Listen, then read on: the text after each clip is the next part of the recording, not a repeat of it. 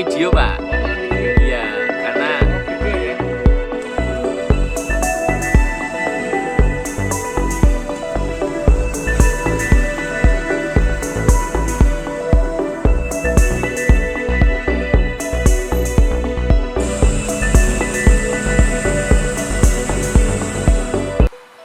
kebetulan kemarin waktu bulan Januari, kalau di Januari mulai ada yang liburan itu kena tapi dirawat di Semarang. Nah setelah itu mulai kemarin 1, 2 positif, sehingga kami berinisiatif minta petunjuk dari grup RT RW Tegalrejo bagaimana cara mengatasinya. Salah satunya adalah walking. Nah setelah itu kami berembuk, terus ada dari Puskes Tegalrejo untuk menyikapi, sehingga pada hari ini kita lakukan walking, mudah-mudahan bisa hilang lah untuk wabah DB ini tidak ke RT 3 ataupun di RT 9 ini lagi. Ya. Pak, kalau untuk yang terdeteksi terkena DB itu ada berapa orang Pak di sekitar sini Pak? Mulai Januari ada 6 ya. Ada 6. Iya, dan saat ini pun ada yang terindikasi masih ada di rumah sakit 1. 6 orang itu dalam satu RT atau dalam satu lingkup rumah? Satu RT Pak. Iya, tapi berurutan harinya mulai Januari awal. Sini ada Pak. Iya. Itu 6 orang itu semuanya dirawat Pak? Iya, dirawat. Ini yang saya sampaikan yang dirawat di rumah sakit. Dari warga sendiri Pak, apa Pak untuk pencegahan Pak selain fogging ini Pak? Ya kita bagi AKT, terus kita minta supaya setiap ada bak itu dikasih AKT, terus juga ada bareng-bareng ngilangi tempat nyamuk ya, tidak boleh ada air yang mengenal. Iya, itu kita lakukan bareng-bareng. Iya. Oke, terima kasih.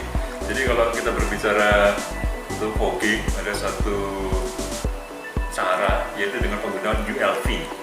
Ya, ULV ini memang tidak melibatkan banyak tenaga.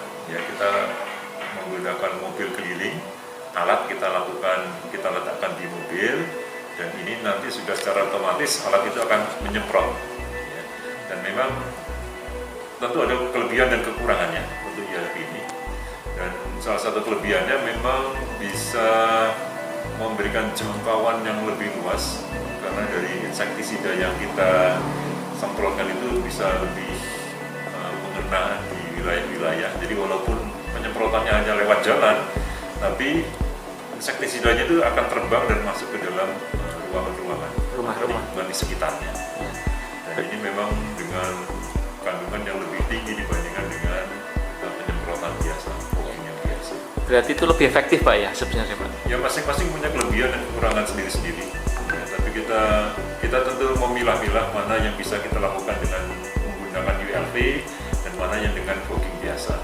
Memang kelemahannya kalau dengan ULV ini tidak bisa masuk di dalam gang-gang sempit. Nah itu kelemahannya. Sehingga kalau pada lingkungan yang masih memungkinkan jalan dilalui mobil, nah kita optimalkan menggunakan ULV. Pak, kalau untuk di Salatiga sendiri Pak, kasus DB itu sejauh ini seperti apa Pak? Baik, jadi kalau kita cermati di bulan Januari kemarin, itu kita ada 9 kasus DBD dengan 1 kasus DSS. Jadi kalau total mungkin 10 kasus. Dan ini kalau dibandingkan dengan bulan sebelumnya, di bulan Desember itu ada 11 kasus.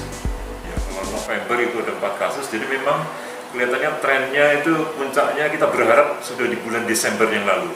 Ya, Januari kita berharap sudah mulai menurun. Dan kalau kita evaluasi dalam 5 tahun terakhir, tampaknya memang untuk Salatiga terpola siklus 3 tahunan itu akan terjadi puncak kasus. Kita evaluasi di 2016, 2019, dan 2022 kemarin. Dan memang kita berharap ini Januari sudah mulai turun, Februari ya harapannya sudah bisa lebih kita kendalikan lagi.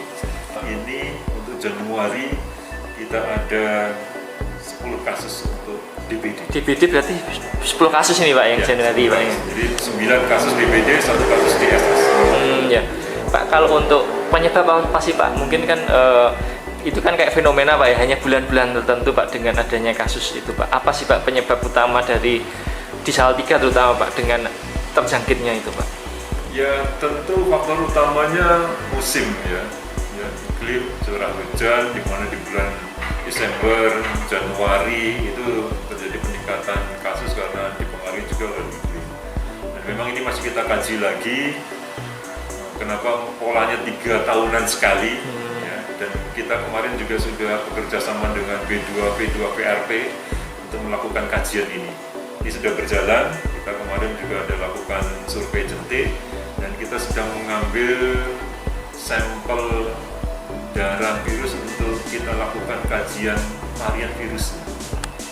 Apakah itu juga gini Pak, dengan musim hujan banyaknya genangan air di tempat-tempat yang mungkin kayak kaleng-kaleng atau apa itu, apakah juga bisa Pak?